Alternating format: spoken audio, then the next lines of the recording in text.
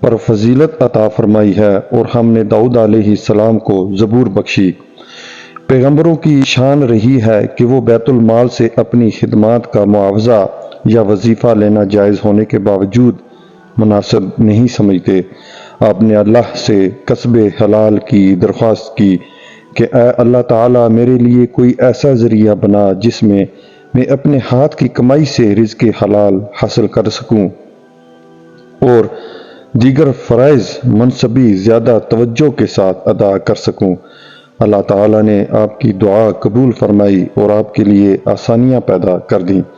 اس سلسلے میں ایک واقعہ بیان کیا جاتا ہے کہ داؤد علیہ السلام بیس بدل کر رعایا سے ملتے اور ان سے ان کے حاکم کے متعلق سوال کیا کرتے کہ ان کا بادشاہ کیسا انسان ہے، اپنی رعایا کی خبر گیری کرتا ہے یا نہیں۔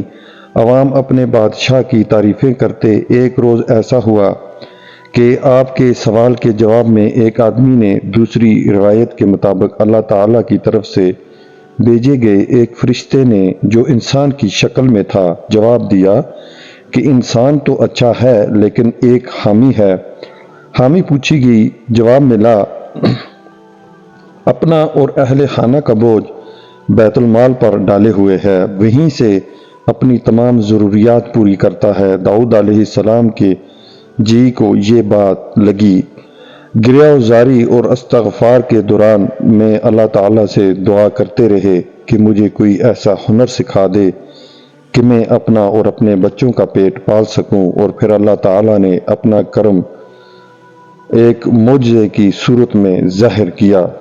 ایک جگہ ارشاد باری تعالیٰ ہے، اور ہم نے داؤد علیہ السلام کے لیے لوہا نرم کر دیا، بنا زر ہیں کشادہ اور اندازہ سے جوڑ کڑیاں، اور تمام جو کچھ کرتے ہو میں اس کو دیکھتا ہوں۔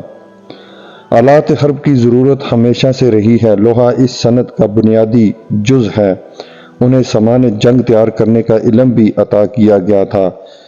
کہا جاتا ہے کہ زرہ کے موجد داؤد علیہ السلام ہی تھے، لیکن بہتر یہ ہے کہ یہ کہا جائے کہ داؤد علیہ السلام صاحب اعجاز تھے، کیونکہ زرہ بنانے کے فن کی نعمت انہیں اللہ کی طرف سے ودیعت کی گئی تھی، جیسا کہ نوح علیہ السلام کو کشتی بنانے کی صنعت وحی کے ذریعے سکھائی گئی تھی۔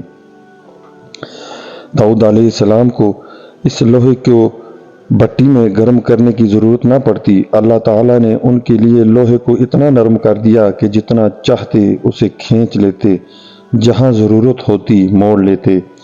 یہ فضیلت بھی انہیں حاصل تھی کہ اتنی باریک، نازک لیکن مضبوط اور پائیدار ایک تناسب کے ساتھ کڑیاں جوڑ کر زرہیں بنائیں کہ جنہیں پہن کر سپاہی نہایت آسانی سے میدان جنگ میں اپنے فرائض انجام دے لیتا اور دشمن کے وار سے محفوظ رہتا۔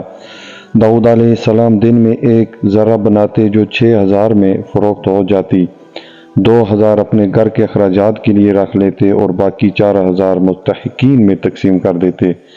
یوں داؤد علیہ السلام نے اتنی عظیم الشان سلطنت کے ہوتے ہوئے بھی بیت المال سے اپنی خدمات کا معاوضہ لینے کا حق رکھنے کے باوجود محنت و مزدوری سے اپنا گزارا کیا اور اسی پر قانع رہے۔ قرآن حکیم میں صاحب قوت کا لقب ابراہیم علیہ السلام، اسحاق علیہ السلام اور یعقوب علیہ السلام کے لیے برتا گیا ہے۔ داؤد علیہ السلام کے لیے بھی یہی لقب استعمال کیا گیا ہے۔ سوال پیدا ہوتا ہے کہ ان قوتوں سے کون سی قوتیں مراد ہیں؟ اس کا جواب یوں ہو سکتا ہے کہ اس سے مراد جسمانی قوت ہے جس کا مظاہرہ انہوں نے جنگ جالوت کے دوران میں کیا تھا۔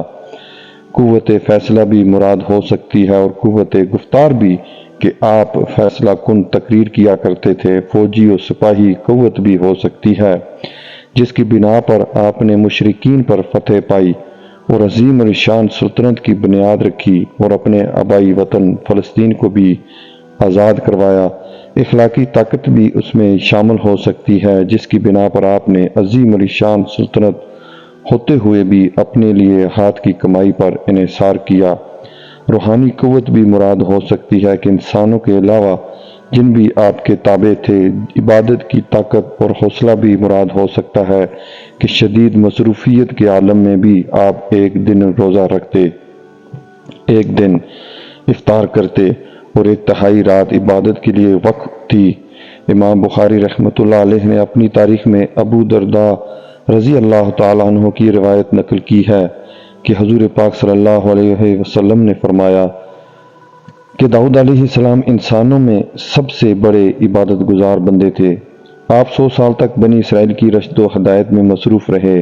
بنی اسرائیل پر حکومت کی مدت بعض مقامات پر 40 سال اور بعض جگہ 70 سال رقم ہے، اور داؤد علیہ السلام بن عیش نے سارے اسرائیل پر سلطنت کی، اور وہ عرصہ جس میں اس نے اسرائیل پر سلطنت کی 40 برس کا تھا، اس نے جبرون میں 7 برس اور یروشلم میں 35 برس سلطنت کی۔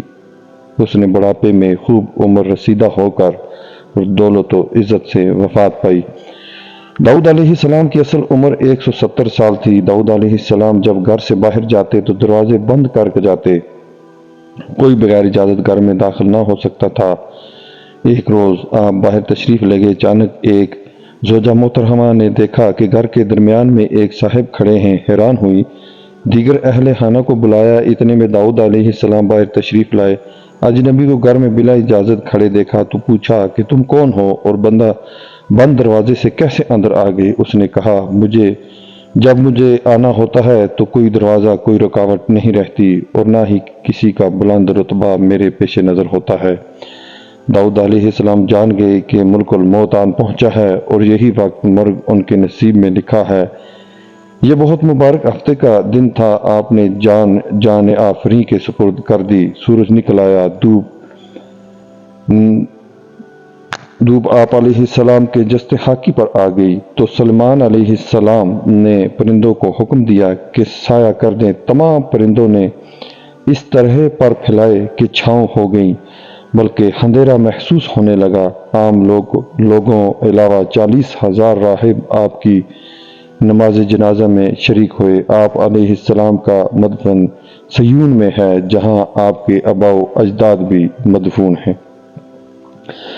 داؤد علیہ السلام نے باوجود یہ کہ ایک عظیم سلطنت کے بادشاہ تھے، مگر ساری عمر وہ اپنے ہاتھ کی دستکاری کی کمائی سے اپنے خور و نوش کا سامان کرتے رہے۔ اللہ تعالیٰ نے آپ کو یہ معجزہ عطا فرمایا تھا کہ آپ لوہے کو ہاتھ میں لیتے تو وہ موم کی طرح نرم ہو جایا کرتا تھا، اور آپ اس سے زرہیں بنایا کرتے تھے اور ان کو فروخت کر کے اس رقم کو اپنا ذریعہ معاش بنائے ہوئے تھے، اور اللہ تعالیٰ نے آپ کو پرندوں کی بولی سکھا دی تھی۔